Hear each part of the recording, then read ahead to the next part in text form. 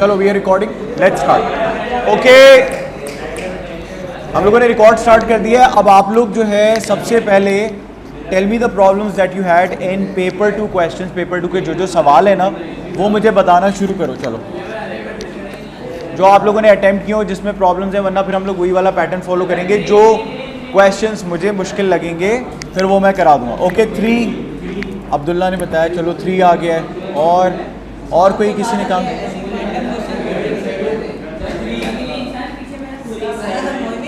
आज का जो असाइनमेंट है वो 1 to 30 है, ठीक है। हमारी question number 1 to question number 30 है जी। 4 और बताएं, बस यही, दैट्स इट। ओके नंबर 11 भी रख लेते हैं। 7 है, 9 है, 11 है। इतना तो आज टाइम भी नहीं बचा। चलो मेरा ख्याल है ये बहुत है। अभी इसको देख, 11 के आगे कोई है किसी के पास? ऐਵੇਂ ही बस रैंडम।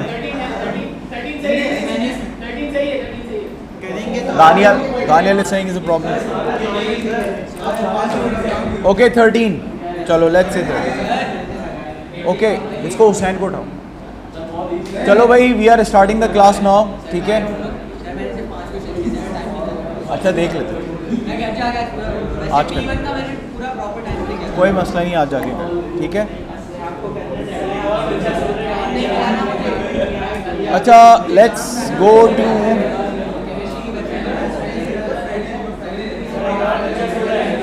उठाओ उसको, उठाओ।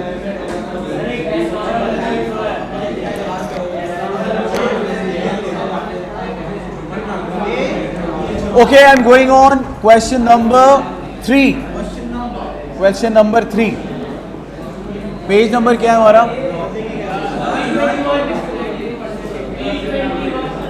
321। ओके सही भाई, क्वेश्चन नंबर 3। अच्छा क्वेश्चन 3 के बारे में बेटा बात सुन लो। क्वेश्चन 3 के बारे में हमने बात की थी लास्ट टाइम कि this is from the past paper of May June 25 and paper 23 का क्वेश्चन नंबर है 18 और 18 का भी ये है पार्ट 4 यानी कि पार्ट डी।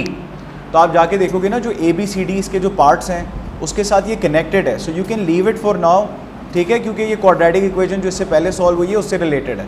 तो ये इनकम्प्लीट क्वेश्चन है बेसिकली। इसने 18D को इसमें डाल दिया है मतलब टॉपिकल के अंदर, लेकिन ये पीछे का क्वेश्चन आपको करना पड़ेगा तो समझ में आएगा, ठीक है। तो ये इनकम्प्लीट है। 18D को फिलहाल हम छोड़ देते हैं क्योंकि 1 मार्क का ही है। हाँ आंसर तो कोई जो भी है वो छोड़ देते हैं फिलहाल, वो तुम लोग देख लेना। अगर तुम्हें करना है तो ये पास पेपर कोड तुम फॉलो कर सकते हो। इसके पार्ट ABC करने पड़ेंगे, फिर जाके पार्ट D समझ में आएगा। वो जब आप क्वेश्चन शुरू से पढ़ोगे ना, ABC जब आप करोगे तो आपको जो D पार्ट लास्ट है वो खुद ही समझ में आ जाएगा। ये अभी इसलिए नहीं समझ में आ रहा because we have incomplete information which is previous parts information, तो ये होगा नहीं उसके बगैर। और ये कितने मार्क का है? ये टोटल 1 मार्क का है, तो इतना डिफिकल्ट तो हो नहीं सकता। तो इसके अंदर जो इन्फॉर्मेशन है वो है नहीं। तुम जब पास पेपर के क्वेश्चन पे जाके देखोगे ना तो समझ में आ जाएगा, ठीक है। तो यू कैन सी, अगर कभी इस तरह हो ना तो ये वाला जो कोड होता है ना, कोड देखो बेटा, ये देख रहे हो, ये कोड फॉलो कर लिया करो। ओरिजिनल पास पेपर के ऊपर चले जाया करो। कभी जैसे कोई इनकम्प्लीट इन्फॉर्मेशन लगे कि नहीं दी हुई या इस तरह से, तो वहाँ से हो सकती है, ठीक है। अच्छा हम लोग दूसरे वाले क्वेश्चन पे चलते हैं। तो ये वाला क्वेश्चन मैं स्किप कर रहा हूँ फिलहाल क्योंकि ये इनकम्प्लीट है, ठीक है। क्वेश्चन नंबर 4 पे आ जाओ, ठीक है। क्वेश्चन 4 पे आ जाओ।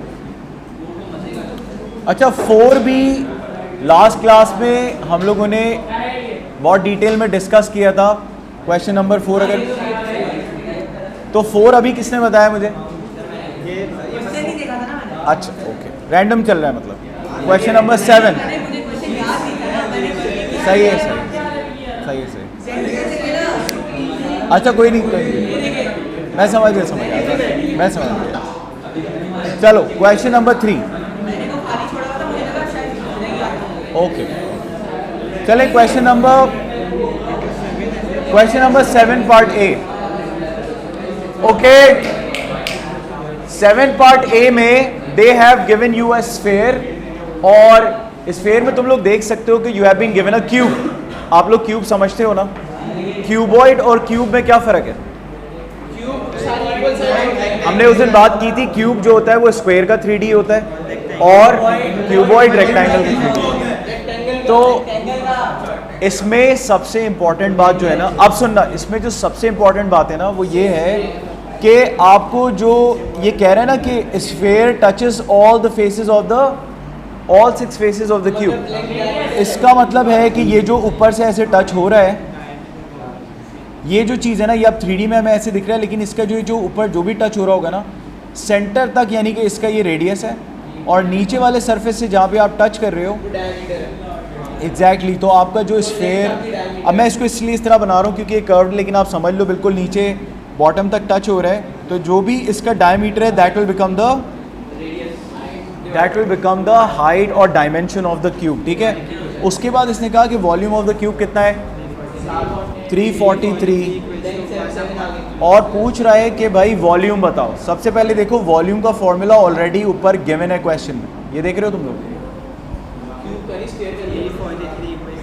स्फीयर का गिवन है और पूछ भी किसका रहा है।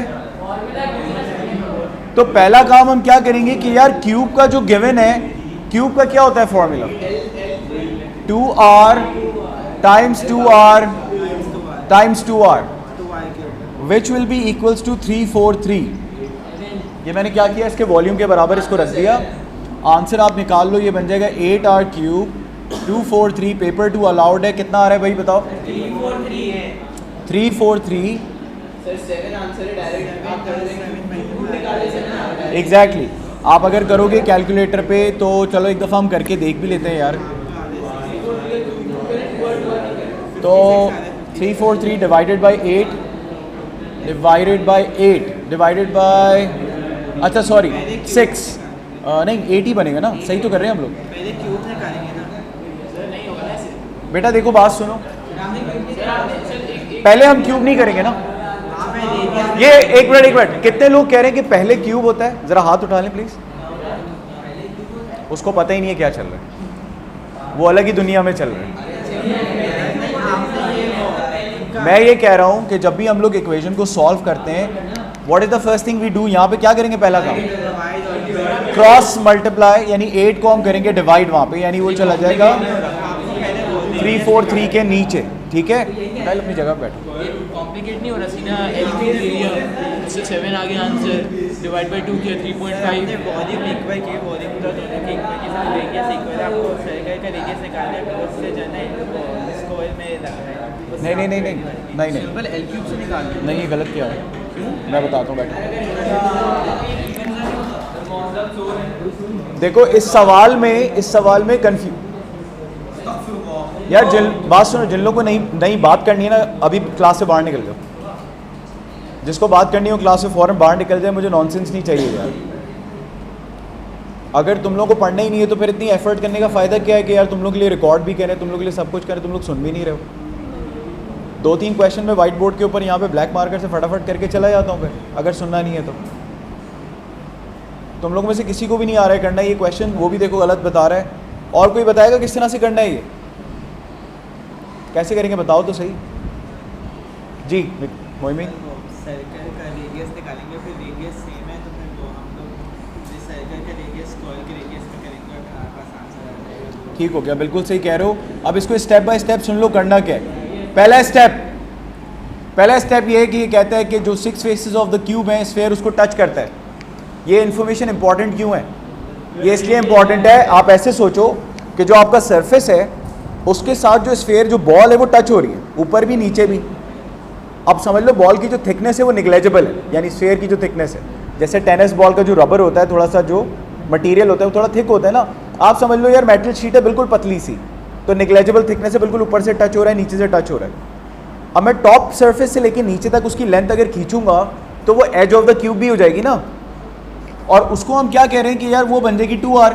अगर हम रेडियस की टर्म्स में बात करें तो what is the length of the cube, ठीक है। अब वो मिकाइल ये कह रहे हैं कि आप जो है ना अभी इसको ये ना लिखें, आप इसको एल क्यूब करके 343 के बराबर करें। बात एक ही है ना, बात एक ही है कि आप क्या करोगे, पहले आप इसको करोगे क्यूब रूट, ठीक है। एल की जगह पे मैंने क्या किया था कि मैंने इसकी जगह पे लिख दिया था 8, मतलब यानी कि यूँ लिख दिया था कि 2r को क्यूब करके लिख दिया था मैंने। क्यों करके लिख दिया था, क्योंकि लेंथ किसके बराबर है, 2r के बराबर है ना। आप तो इससे एग्री करते हो ना कि लेंथ 2r के बराबर है। तो हमने क्या करना था, या तो पहले क्यूब करके आंसर निकाल दो या क्यूब पहले दोनों पे अप्लाई करो, वो 8 बनेगा। 8 को मैं डिवाइड करूंगा और फिर क्यूब रूट करूंगा, दैट इज द सेम। तो आपको जैसे आसान लग रहा है आप वैसे कर लो, ठीक है। यहाँ तक बात क्लियर हो गई।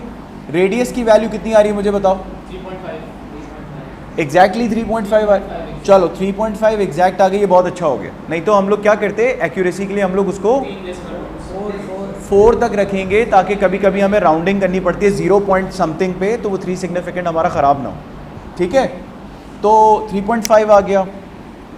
अब हम लगा देंगे इस पे स्फेयर का वॉल्यूम।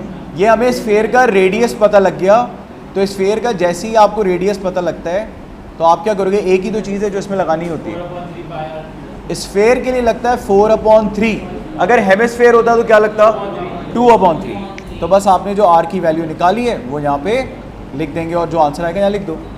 इजी, आगे चलो। उसके बाद हाँ, अब इस कॉन्सेप्ट पे भी यार हम लोगों ने बात की थी कि मैथमेटिकली सिमिलर क्या चीज़ होती है। मैथमेटिकली सिमिलर क्या चीज़ होती है हमने लास्ट क्लास में पढ़ा था। 3, इसके 4 होते हैं फॉर्मूले, लेकिन अभी तक हमने 3 डिस्कस किए हैं। चौथा कौन सा होता है, चौथा मास 1/मास 2, वॉल्यूम 1/वॉल्यूम 2 होता है, लेकिन अभी वो हम डिस्कस नहीं करें, जब आएगा तब बात कर लेंगे।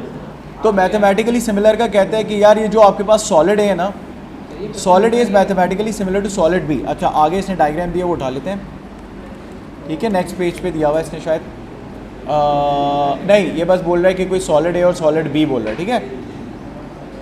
तो हम इसको यहाँ तक कॉपी कर लेते हैं ताकि एंड तक इसको अटेम्प्ट कर लें। चलो यार, आज हमारा थोड़ा सा ये रिकॉर्डिंग के अंदर थोड़ा सा टाइम चला गया, लेकिन कोई बात नहीं। हम अभी अगले 2 दिनों तक भी यही काम कर रहे हैं, क्योंकि तुम लोग को पता है ना कि मंडे को मेंसुरेशन का P1 P2, लेकिन मैं सिर्फ P2 में से दूंगा, मतलब कैलकुलेटर अलाउड होगा। अगर मुझे P1 का भी टेस्ट करना हुआ ना तो उसमें भी मैं कैलकुलेटर अलाउड कर दूँगा। समझ रहे हो कि अगर कोई शॉर्ट क्वेश्चन या सिंपल क्वेश्चन देना हुआ तो मंडे को जो टेस्ट होगा उसमें कैलकुलेटर अलाउड होगा। मंडे को टेस्ट है 31 अगस्त को। तो इस वीक हम सिर्फ मेंसुरेशन पेपर 2 ही कंप्लीट कर रहे हैं ताकि हमारा अच्छे से रिवाइज होकर काम कंप्लीट हो जाए। इसलिए आपकी जो क्वेरीज हैं वो लेके आना कल, ठीक है। अगर जिन्होंने काम नहीं किया, मैं बस इस तरह ही पूछूंगा, और जिन्होंने नहीं कंप्लीट किया हुआ होगा मैं by the end of the month लिख दूंगा इनकम्प्लीट, दैट्स इट। कॉपी के जो मार्क्स वार्क्स होते हैं वो थोड़े बहुत तुम लोगों के कम ज़्यादा हो जाएंगे। बाकी मैं बार बार अब आप लोगों को ये रिमाइंड नहीं कराऊंगा कि यार काम करो कि ये फाइनल ईयर है यार, अपेयरिंग ईयर है, तुम लोगों को मुझसे ज़्यादा पता है। अब तुम लोगों ने जैसे भी अपनी फीजिबिलिटी बनाई है, यहाँ काम करना है, घर जाके करना है, यहाँ पे नहीं पढ़ना, वीडियो में से पढ़ना है, कोई यूट्यूबर की, तो जिस तरह भी पढ़ना है बस पढ़ लो, लेकिन इस साल जो है ना काम कर लो, ठीक है। 6-7 महीने रह गए। अच्छा क्वेश्चन पे आते हैं। क्वेश्चन में क्या कह रहे हैं, so solid A is mathematically similar to solid B. अब ये इन्फॉर्मेशन दे रहा है कि volume of solid A is 540 and its height is 15। अब हमें नहीं पता कि यार वो सॉलिड किस तरह का दिखता है, बस हम इमेजिन कर लेते हैं कि जैसा भी दिखता है उसकी हाइट जो है ना वो कह रहा है 15 सेंटीमीटर है और उसका जो वॉल्यूम है वो 540 है, सही। तो हम इसको कह देते हैं फिगर ए या सॉलिड ए कह देते हैं, ठीक है। अब इसी तरह का तुम लोग जो है ना एक और बना लो, ठीक है। अब वो देखो उसका कितना वॉल्यूम बता रहा है, उसका वॉल्यूम ज़्यादा बता रहा है, कितना बता रहा है 1280 नज़र आ रहा है। अब अगर मान लो कि ये बड़ा वाला सॉलिड है और इसका अब ये 3D होगा, जैसा भी हम ऐसे ही बना रहे हैं, 1280 सेंटीमीटर क्यूब है, ठीक है। इसकी इसने जो है ना हाइट हम लोग को नहीं बताई है और वो ही हमें फाइंड करनी है, ठीक है। तो फॉर्मूला तो बहुत सिंपल है कि अगर वॉल्यूम की बात करेगा तो फॉर्मूला क्या होता है बताओ। अच्छा ये फिगर बी है, तो तुम लोग पहले डिसाइड कर लेना किसको 1 बोल रहे हो किसको 2 बोल रहे हो। तो हम इसको 1 बोल देते हैं और इसको 2 बोल देते हैं, तो 1 जाएगा 2, और क्योंकि वॉल्यूम है तो लेंथ का रेशियो क्या हो जाएगा, हाइट 1 हाइट 2 को हम कर देंगे क्यूब कर देंगे। क्यों, क्योंकि वॉल्यूम हमेशा सेंटीमीटर क्यूब में होता है। एरिया के बारे में बात करता तो A1/A2 करते और लेंथ के रेशियो को स्क्वायर कर देते, बड़ा सिंपल। और अगर सिर्फ लेंथ पे काम कर रहे होते, अगर सिर्फ लेंथ पे काम करते तो हम कहते चलो हाइट 1/हाइट 2, और अगर वो कोई विड्थ होती तो विड्थ 1/विड्थ 2 कर देते, या लेंथ 1/लेंथ 2 करके सेम ही रहता, उसमें कोई स्क्वायरिंग क्यूब नहीं करना पड़ता, सही। अब आप क्या करोगे, इसको सॉल्व करते हैं, क्योंकि इसमें हमेशा हमने क्या बात करी थी कि 4 चीज़ें हैं, वो 3 बताएगा और 1 पूछेगा, जिसमें सिर्फ लेंथ की बात हो, क्योंकि दोनों तरफ क्या होती है, लेंथ होती है सेंटीमीटर सेंटीमीटर, तो उसमें करने की ज़रूरत ही नहीं है। अच्छा आप बताओ वॉल्यूम नंबर 1 पे क्या आएगा, वॉल्यूम 2 पे क्या आएगा, और हाइट नंबर 1 और 2 में बताओ क्या आएगा। भाई 1 का तो पता है 15, 2 का पता है क्या, वही तो फाइंड करना है, क्यूब। अब कैसे सॉल्व करेंगे, तुम्हारी मर्जी, पहले इस पे क्यूब अप्लाई कर दो या क्यूब को ही पहले उधर भेज के क्यूब रूट करा दो। मैंने क्या बोला, अब तुम्हारी मर्जी है, it's your choice that you can apply cube on 15 and H2 first and then simplify, या पहले ही क्यूब को शिफ्ट करके क्यूब रूट कर दो। ये बात समझ में आती है ना, सॉल्व करके तो नहीं दिखाऊं। H2 की वैल्यू बताओ क्या आ रही है, H2 की वैल्यू 3.288। 3.288 कैसे आ रही है, एक दफ़ा वेरीफाई भी कर लेते हैं। मेरा कैलकुलेटर थोड़ा डिफरेंट है, तुम लोग अपने कैलकुलेटर पे ट्राई कर लो। सबसे पहले मैं क्या कर रहा हूँ, 540 को डिवाइड कर रहा हूँ 1280 से, ये हो गया। अब इसमें मैं पावर लगा रहा हूँ, ब्रैकेट में लिखूँगा 1 डिवाइडेड बाई 3,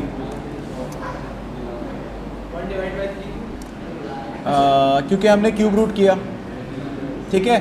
तो जब मैं ये करूँगा तो ये मेरे पास बन रहा है 0.9 समथिंग 90856, और क्रॉस मल्टीप्लाई करेंगे तो 15 से वैल्यू डिवाइड हो जाएगी, 90856, तो 15 डिवाइड बाई 0.90856, ये बन रहा है 16 पॉइंट समथिंग।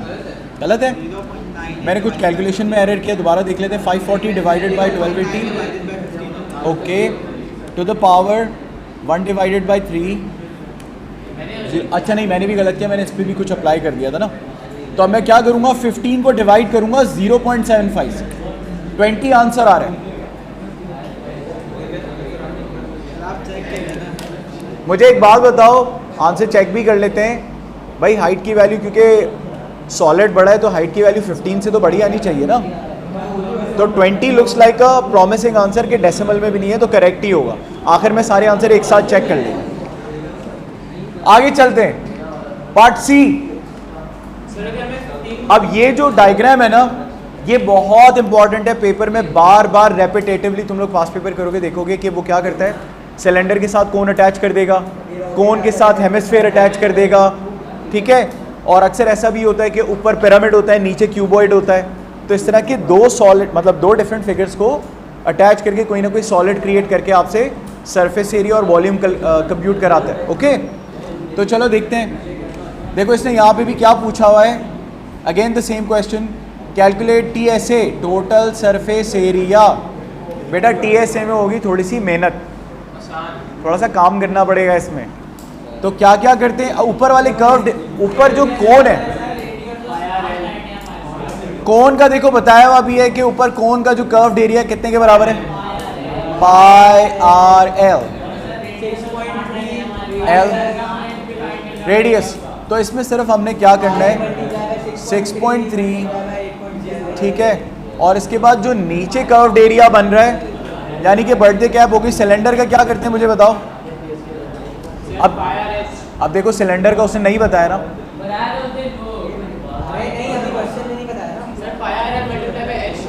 हाँ।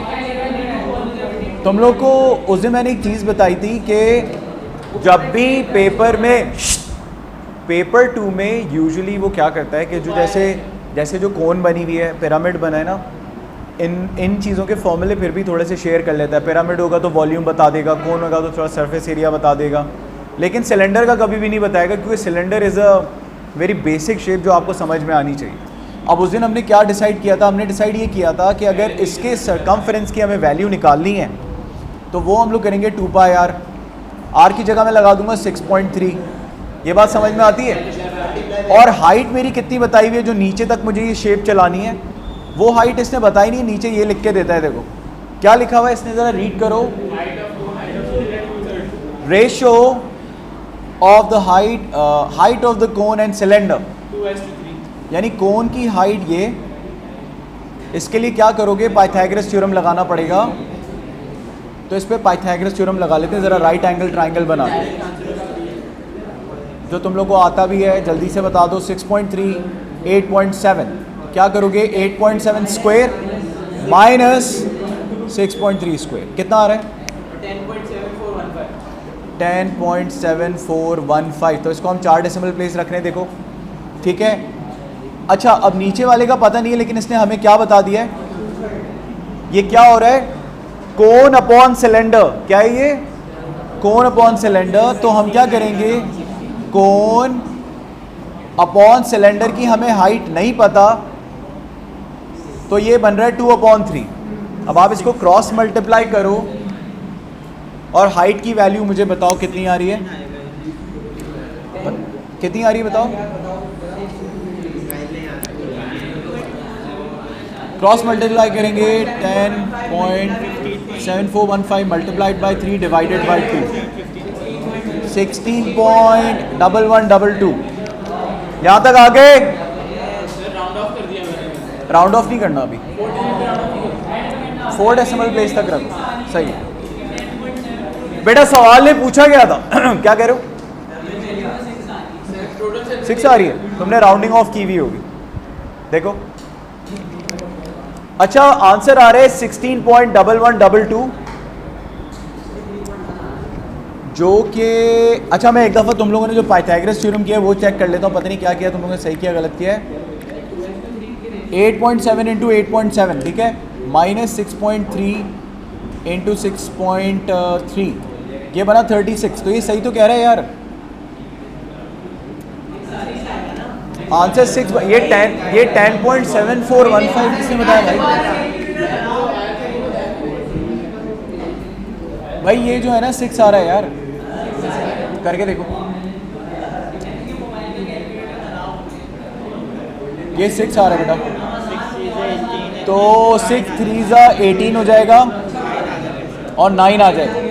9 looks like a reasonable answer, क्योंकि देख के भी पता लग रहा है कि लेंथ जब वो वाली जब 6.3 है तो वो हाइट 6 हो सकती है, और नीचे वाली ऑलमोस्ट 6 से थोड़ी सी ज़्यादा, तो सही लग रही है। ये 9 हो गई, ये 6 हो गई। अच्छा अब आगे चलते हैं, वो कह रहा है टोटल सरफेस एरिया। तो अब आप देखो क्या कर रहे थे, वो तो हमने कर दिया ना, मैं बताता हूँ करना क्या है। सिलेंडर का कर्व्ड एरिया निकालने के लिए बेटा आप क्या कर रहे हो, 2πr/h, r मैंने लगा दिया, h की वैल्यू कितनी लगाओगे 9, इससे आ गया सिलेंडर का कर्व्ड एरिया, ठीक है। आपने मतलब अभी क्या निकाला, आपने ये वाली वैल्यू निकाल ली ना, कौन का तो हमने पहले से निकाला है, उसका हम ऐड कर देंगे। और क्या रह गया बताओ, बेस कौन ऐड करेगा भाई, बेस का सर्कल भी तो ऐड होगा ना, वरना कंटेनर बनाने का फायदा क्या है जो नीचे से खुला हुआ है, तो ये πr² भी तो ऐड होगा, यानी कि 6.3 का स्क्वायर। अब आप कैलकुलेटर पे एक दफ़ा सबको ऐड करके जल्दी से मुझे वैल्यू बताओ। 1, तुम लोग कुछ भी कैलकुलेट मत करना, मैं खुद ही कर लेता हूँ यार, बिल्कुल फारिग हो यार, ये बहुत फारिग क्लास है यार। 6.3 मल्टीप्लाइड बाई 9, 356.256। तुम लोग कैलकुलेटर से कंप्यूट तो करके बताओ यार। अच्छा सर्कल का कितना आ गया, पाई मल्टीप्लाइड बाय 6.3 इंटू 6.3, ये बना 124.6898, 124.6898। अब आप सबको ऐड कर लो, πr/l कितना निकला था वो भी नहीं बताया तुम लोगों ने।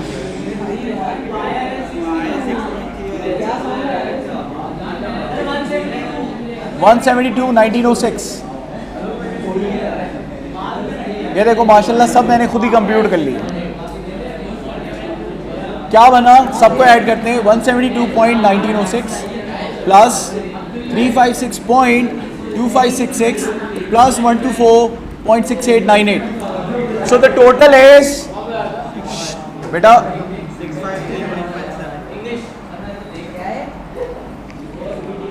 653.137। राउंड ऑफ करेंगे तो कितना लिखेंगे, 653 लिखेंगे। ओके भाई तुम लोग के ना देखो, आज टाइम शुरू में थोड़ा सा हमारा टाइम चला गया। आज हम लोगों ने ना एक क्वेश्चन किया, 2 ऑलरेडी हुए हुए थे, तो ये समझो ऑलरेडी पहले से हुए हुए थे, ठीक है। क्या टाइम हो रहा है मुझे बताओ,